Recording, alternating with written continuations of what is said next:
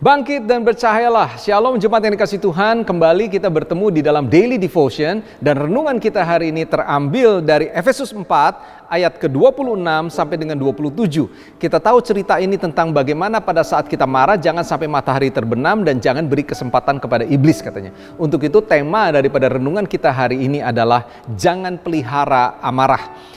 Kita tahu bahwa ketika Paulus menyampaikan firman ini kepada jemaat di Efesus, Paulus mendahulunya ada di ayat 24, yaitu tentang manusia baru. Dan Paulus menjelaskan manusia baru adalah yang telah diciptakan, dikatakan menurut kehendak Allah di dalam kebenaran dan kekudusan yang sesungguhnya. Garis bawahi saudara, manusia baru adalah setiap orang yang diciptakan menurut kehendak Tuhan di dalam kebenaran yang sesungguhnya dan di dalam kekudusan yang sesungguhnya. Pertanyaannya adalah kalau kita manusia baru, setiap saudara dan saya yang sudah menerima Kristus, kita adalah ciptaan baru. Pertanyaannya adalah apakah kita masih bisa marah? Apakah kita masih bisa emosi? Jawabannya pasti bisa. Bukan lalu kita mengeluh-elukan, bukan lalu kita mengumbar emosi kita dan kemarahan kita, tapi sebagai manusia daging kita tetap masih bisa emosi, tentunya kita masih bisa marah. Lalu pertanyaannya, apa yang membedakan manusia dunia dengan manusia baru ketika mereka marah atau emosi? Ada 3 hal saudara, minimal saya catat. Yang pertama, kalau manusia baru ketika kita marah dan emosi, kita tidak menyimpannya, tapi kita menyelesaikannya. Firman Tuhan katakan, Paulus katakan bahwa jangan sampai lewat matahari terbenam. Saya percaya maksudnya adalah bukan letterlek, bukan literally mengenai jam atau waktu. Wah, ini sudah mau jam 6, sudah mau maghrib, ayo kita baikan. Saya rasa tujuannya bukan itu. Tapi sebuah prinsip yang sedang diajarkan, jangan disimpan tapi harus dibereskan. Itu yang akan membedakan manusia baru dengan manusia dari dunia ini. Yang kedua, jangan sampai berupa amarah. Dikatakan kalau kamu marah, maka kamu jangan sampai berbuat dosa, jangan sampai matahari terbenam, dan jangan sampai sebelum padam amarahmu. Saudara, bedanya adalah jangan sampai menjadi amarah. Amarah di dalam terjemahan bahasa Inggris pakai kata wrath. Wrath itu artinya apa? Di dalam terjemahan aslinya bitter, jangan sampai pahit, jangan sampai berupa anger, jangan sampai provoke violence, sampai kemarahan kita berupa akhirnya keluar tindakan-tindakan kekerasan, sampai tindakan-tindakan luapan emosi yang tidak bisa dikontrol lagi. Itulah yang namanya amarah. Makanya firman Tuhan katakan apa? Jangan berikan kesempatan kepada iblis katanya.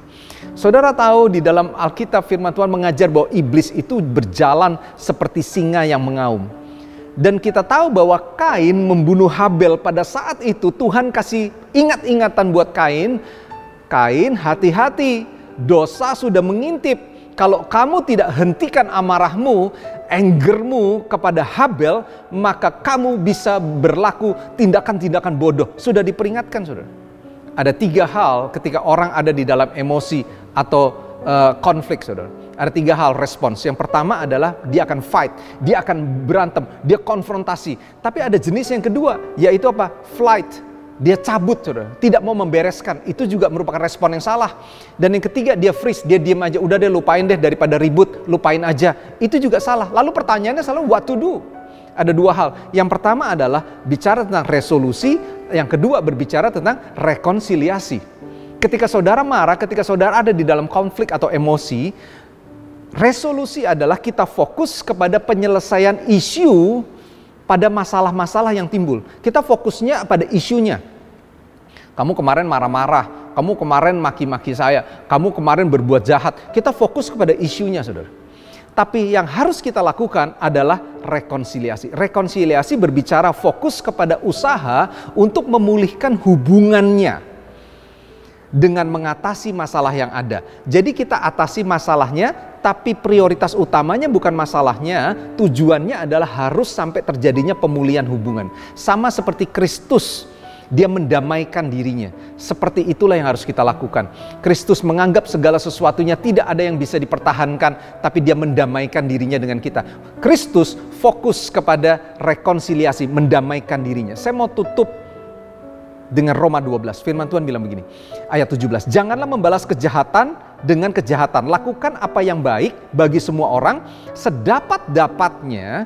Kalau hal itu tergantung atau bergantung kepadamu, hiduplah dalam pendamaian dengan semua orang. Untuk itu sebagai proyek ketaatan hari ini adalah doa minta hikmat sama Tuhan. Mungkin ada rekonsiliasi, pemulihan hubungan yang saudara harus lakukan. Jangan pelihara amarah saudara. Mungkin engkau dizolimi, mungkin engkau ada orang bertindak gak fair, mungkin saudara ditipu, mungkin saudara ditikam, ditusuk dari belakang, difitnah, dilakukan banyak hal.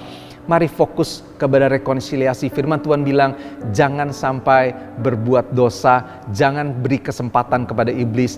Minta Roh Kudus hikmat hari ini. Lakukan pemulihan hubungan itu saat ini juga. Act now. Mari kita berdoa.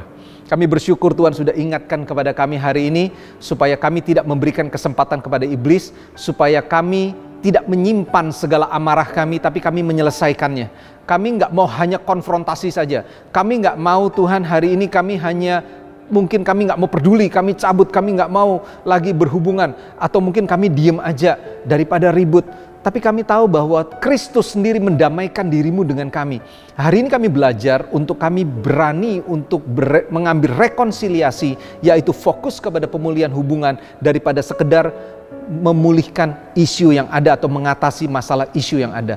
Diberkatilah Roh Kudus, beri kami hikmat kepada siapa kami harus melakukan rekonsiliasi hari ini dan selama-lamanya. Di dalam nama Yesus kami siap melakukan firman Tuhan. Haleluya. Amin. Tuhan berkati kita semua. God bless.